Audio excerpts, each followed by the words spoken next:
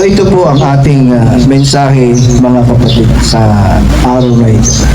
Ano po ang dapat natin gagawin? Kung tayo man po ay dati na sumasamba sa mga Diyos-Diyosan, mga ribuso,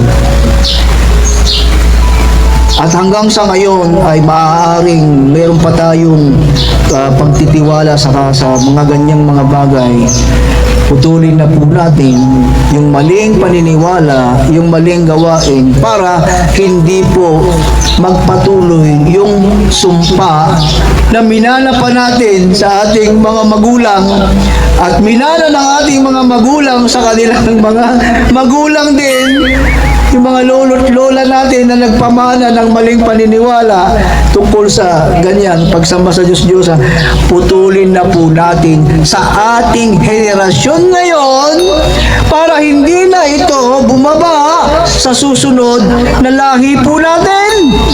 Para yung sumpa ng ating mga magulang sa pagsamba sa Diyos-Diyosan mapuputol sa ating henerasyon. Hindi na yan tutuloy sa ating mga anak, sa ating mga apo. Kawawa naman sila, mga kapatid.